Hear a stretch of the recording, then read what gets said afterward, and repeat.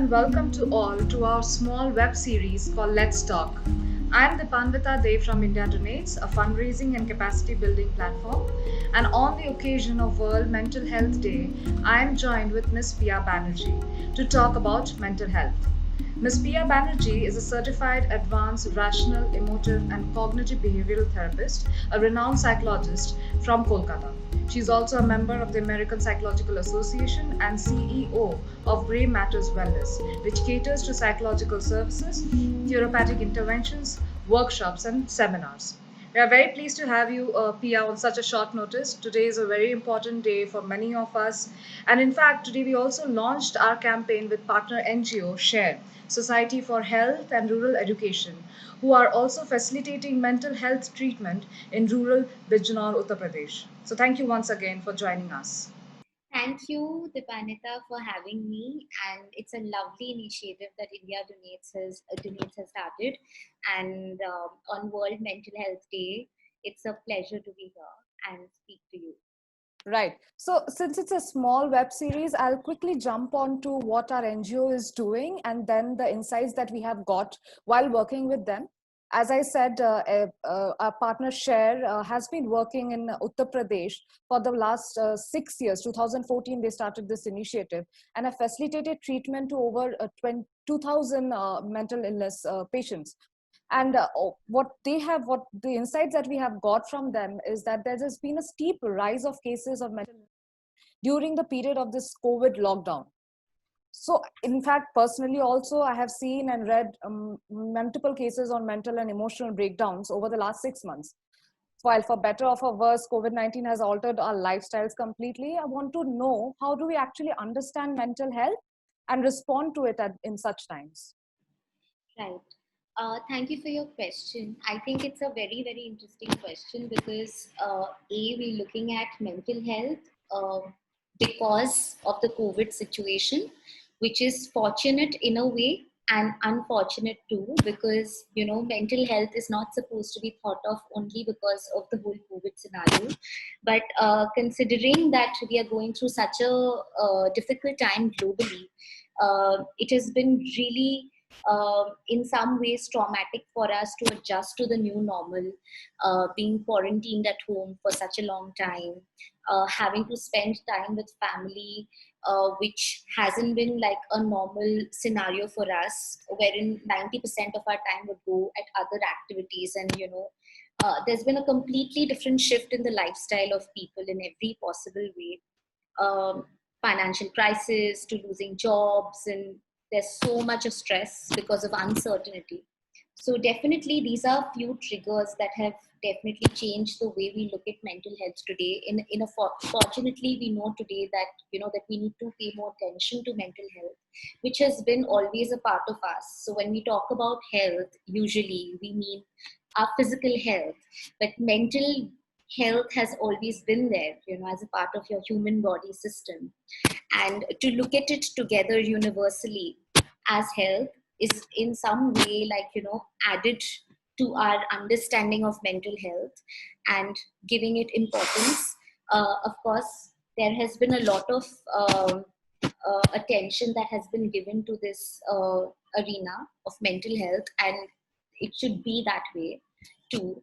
So ideally, people have been going through a lot of adjustment issues, a lot of problems, which is affecting their health mentally because they're not used to this. There's a lot of stress, there's so much of uncertainty, like I mentioned. So all of this culminating together has definitely affected mental health, and we need to be more mindful of where we are and how we are feeling about ourselves at this point of time, and work on ourselves, most importantly keeping ourselves positive and not just looking at the negative aspects of what the pandemic has got us. Right, right. So there's a statistics that says, there's only one psychiatrist for every 300,000 people in India. And what I understand is that the situation is worse when it comes to the urban-rural divide. Being a psychologist, what is your take or what is your understanding in this urban-rural disparity? Right. So when we talk about urban rural divide, we are usually talking, we end up focusing on the awareness of mental health. From my own practice, from my own clientele, I have experienced a mix of, population, both from rural and urban. Uh, Having said that, although there's more awareness about mental health in the sense of education about the same, theoretically or in terms of exposure because of belonging to this urban culture that we belong to, there has been a higher, of course, higher exposure to that. Uh, but when we look at actually being proactive about doing something about it or implementing what we have heard of or what we have, kind of been exposed to, I have seen quite a high rise in terms of the rural population coming in. So, so to say that it's not that the grassroots level isn't aware of mental health. Well, in fact, the rural, sector is actually more open to coming in and finding out about their problems compared to, this is my personal take on my own therapeutic experience, compared to people from the urban, area. But of course there's a lot more awareness in the urban sector, which has spread across in the rural sector too. But there's a lot of people from the rural sector too who are aware of it and they actually come to work on it. So uh, in a way there is awareness. We are getting better as a community, as a society, uh, always hoping for the best. And I'm sure with time, uh, both the sectors are going to be more proactive about taking care of themselves in terms of emotional health. Right, right. I think that's a very insightful thing that you brought to the table today, because this is not something that many people would know about, how this awareness is there in rural populace as well. But yeah, that's very nice to hear, at least from your experience. Uh, we move on to the next question, and this is a very personal question to me as well. I wanted to know, from your years of experience as a psychologist, has gender played a role in the issue of how mental health is dealt with? And can you shed some light on the maybe the biases, the prejudices that still exist? Right. Well, um, considering that we do have a limitation of time, I could actually go on about it because I've experienced so many, cases wherein, there has been uh, so many discrimination in terms of emotional well-being for a man and a woman. To mention a few, I would say, of course, there's the whole concept of homosexuality, where uh, families actually bring in their children, thinking that homosexuality is abnormal or unnatural or is something that needs to be treated. So, therein, the LGBTQ community is something that comes to focus, wherein there is a level of expectation from the society for a for gender roles. Now, keeping that aside, also when we talk about a man and a woman, we have seen people basically, um, when the men come in, I've seen some of the men telling me, my clients, that that is it okay if I cry, something as small as that, because they're often judged for expressing their emotions. They're told as a child that you're a boy, you cannot cry. So that leads to a lot of suppression of their emotions, and that ends up, you know uh, with them feeling really suffocated about how they should express themselves. Right. um, and also, like, a lot of there's a lot of examples I could give of a man feeling like, I cannot have a problem because I cannot be emotional about, because I'm a man, I'm supposed to be okay with this, why am I feeling low? So that whole concept that you're a man, so you cannot really express your emotions as much as a woman can, because women are judged less for crying in public or expressing their emotions. So there is a lot more examples that I could go on with, but I guess these are the few that I thought that I that's going to be relevant for now. Right. So maybe there should be a more consolidated effort in terms of not just seeing it from the lens of a gender, but like a proper problem that can be dealt with beyond the the boundaries of gender, beyond the boundaries of the urban rural divide or anything like that sort, I believe.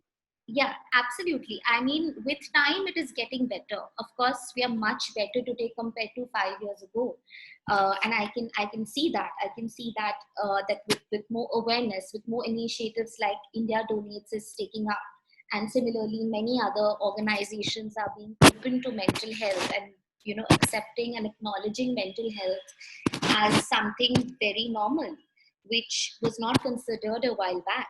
So of course, we have a long way to go, but I think we need to believe in the positive for Yeah. something to result into positive for our community and our society. And I'm sure organizations like India Donates is going to come up with more of such events, and hopefully that's going to spread a lot more awareness. Right. Thank you so much for the encouragement. I just have one more question, and with that, we'll wrap it up. So there's always these floating notions around mental health, which are far from true and sometimes misleading as well. So, what is that one misconception from which you want to personally lift the veil or burst the bubble from? Well, okay, I would. I think I can talk about the fact that because it's so relevant today, because we've spoken about this already, when we just started talking, that, mental health is considered to be something that is new age, but it has always been a part of us. So keeping that in mind, we need to look at mental health. It's in everybody has that aspect as a part of the human system, human body, right? And so now, keeping that in mind, if physically you can have fever, you can also have phases of and bouts of depression, and bouts of anxiety and stress, which needs to be addressed and not just suppressed and kept within yourself, which adds to the problem as a whole in the community. So, uh, so the whole myth about I don't have a problem, or I will only go to a therapist because I'm, if I'm going through something really big, Right. needs to be broken down, because it's basically about managing your emotions well, and having emotional difficulties. So if you have health, you will have certain difficulties which needs to be addressed. So therapy in that sense needs to be looked at as a part of everybody's lifestyle, instead of going to a therapist exclusively for a certain clinically significant population who's going through a certain mental disorder, so to say. Right. But I think if you have health, you need to check up on your health. Similarly, if you have mental health, you need to go see a therapist and figure out where you're at, even if it's about a small decision making process. So keeping that in mind, I think it's a myth that you need to go to a therapist only if you have a disorder, or that therapists give you medications. These are certain concepts. Great. It was really insightful, and thank you so much for taking time out to talk to us. We really hope that it would be helpful to our viewers, donors, and partners. But before we wind up our conversation, is there any suggestion or a note that you would like to give to our followers? So yeah, I think what's really important that I would like to put it across today, especially because we're wrapping up now, I'm going to keep it short. That uh, again, keeping looking at your emotions as not facts, because feelings and emotions are not facts. They are just emotions. So energy in motion, right, within you. So it's about holding on to it, addressing it, working on it, speaking to someone about it, and dealing with your problems. And it's you don't have to keep it within you. There's enough help around the country. You just need to seek help. People need to be kinder, of course. Not everybody has the strength to seek help, and not everybody knows what battles each one of us are fighting. Just because we look like we are fit, we aren't always fit. So I think the idea of being more kind to each other and keeping emotions as not facts, but simply something that you're going on at that point of time, which needs to be addressed. And it's completely okay to go through any sort of emotional difficulty. So, there's help out there, reach out. This is a tough time, especially now. You need a neutral take on your situation. Your friends and your family can't always understand you the way a professional can. and can't really help you out neutrally, which is the need of the hour, whether it is about making a small decision making process about moving countries or moving cities or taking up a job or getting married or having any sort of a problem in relationships. There's help out there. Reach out, and I'm sure things are going to get better. Hold on and be kind to people. That's all the advice that I can give at this point of time on World Right. I'm gonna latch on to the fact that be kind to one another. That's a big thing, and that I think on this occasion it needs to go out to as many people as it can. So thank you so much, Pia, once again for joining us. It was lovely speaking to you. I hope that we can meet again sometime and have a longer session and discuss Definitely. things at length. Thanks a lot. Thank you for this. Thank you, India Donates, and thank you for having me. Wishing everybody a wonderful day on World Mental Health Day, and to remember that it's not you're just because you're going through some emotional difficulty, you're not weak. So hold on, things are going to get better. Thanks a lot. Thank you. See you. Bye bye. Bye.